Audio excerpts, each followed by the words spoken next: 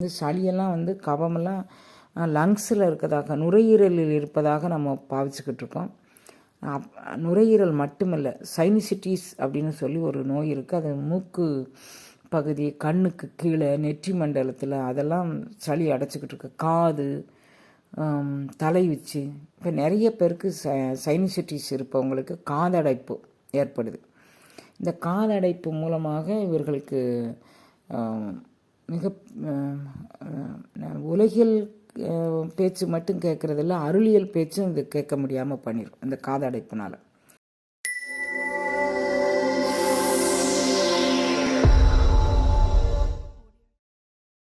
அன்னையின் அருளோடு ஆன்மீக நாள் தொடங்குகிறது. ஜூலை 10.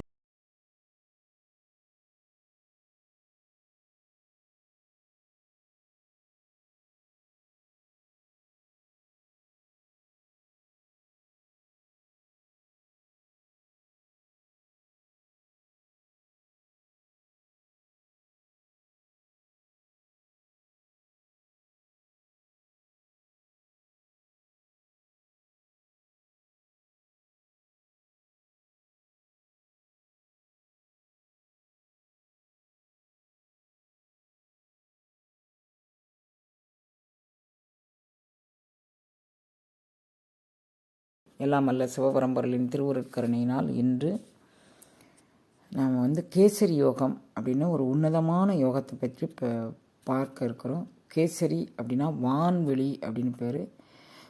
கேசரர்கள் அப்படின்னு, அதாவது தும்புருவர், நாரதர், கிண்ணரர், சித்தர், இந்த வகையில் கேசரர்னு ஒரு பிரிவினர். அவர்கள் வான்வெளி அனுபவத்தை கை கொண்டவர்கள்.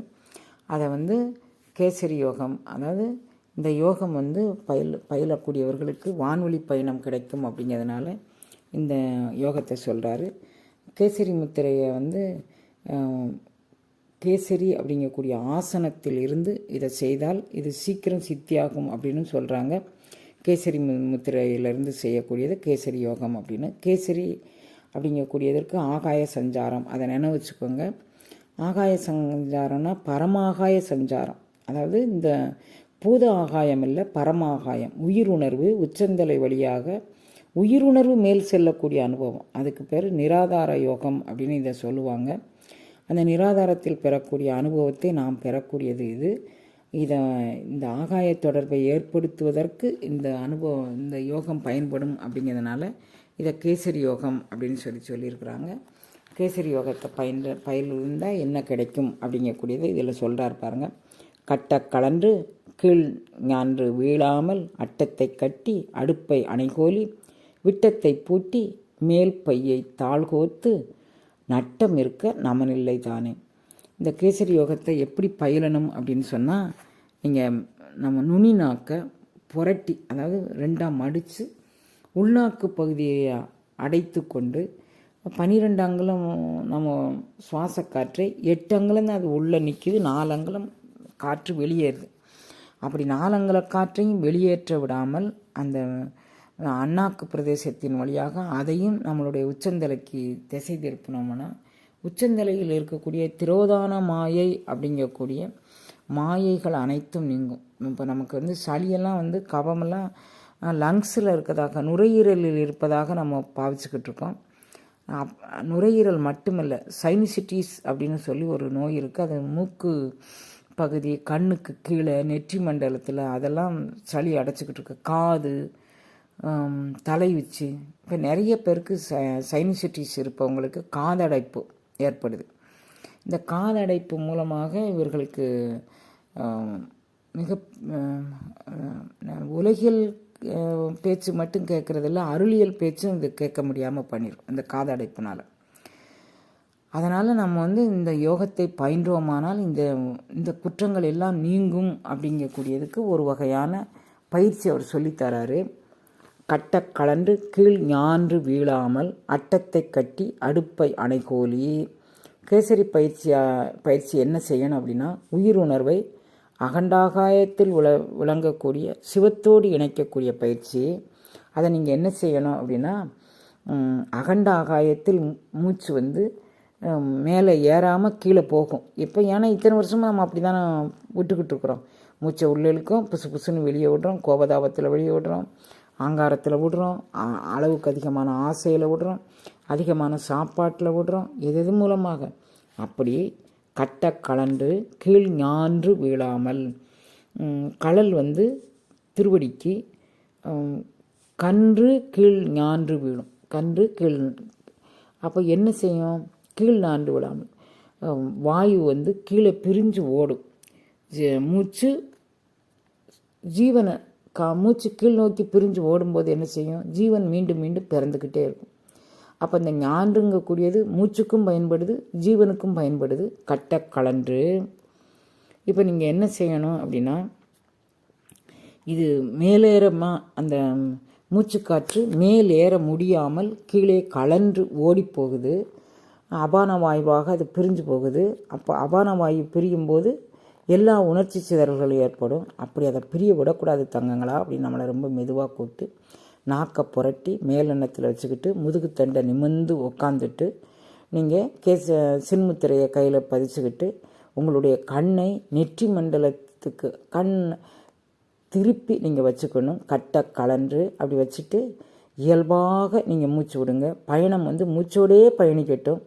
உள்ளிழுக்கும் போது மூச்சோடே உள்ளே போங்க, வெளியிடும்போது மூச்சோடே வெளியே வாங்க.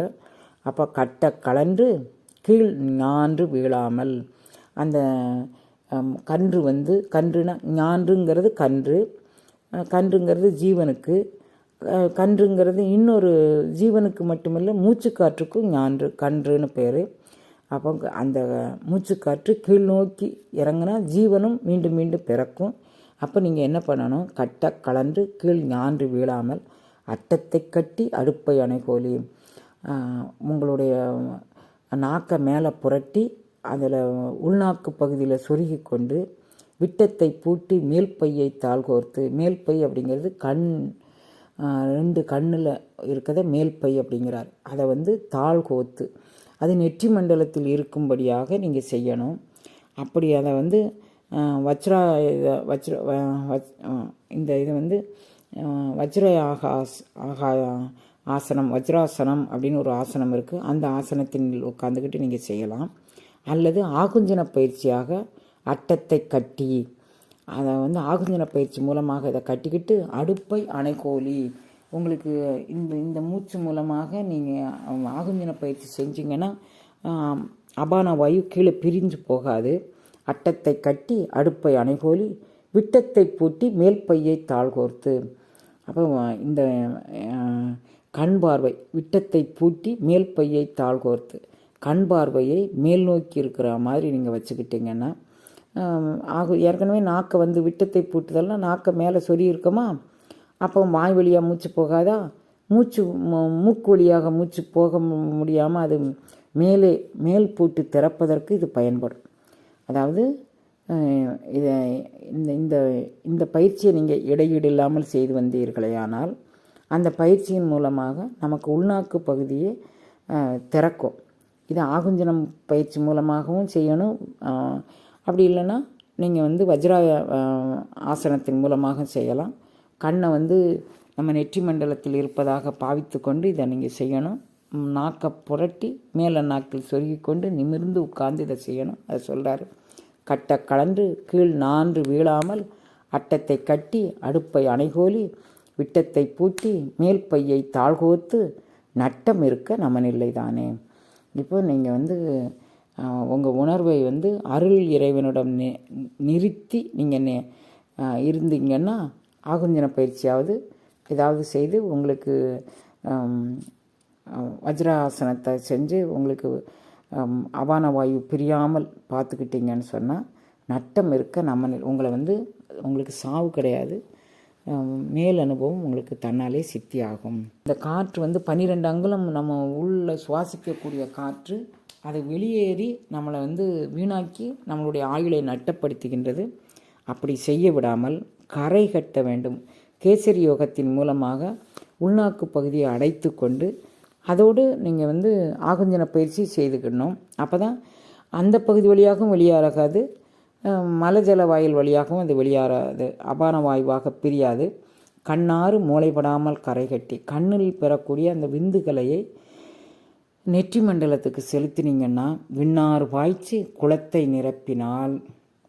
இப்போ சகசிரதளத்துக்கு இந்த கண்ணொளி சிதறுபடாமல் கரைகட்டி அந்த ஒளியை சகசிரதளத்திற்கு அனுப்ப தெரிந்தீர்களேயானால் அப்போ அது மாதிரி உச்சந்தலைக்கு அது போயிடும். அப்போ ஒளி வழி உணர்வு கிடைக்கும்.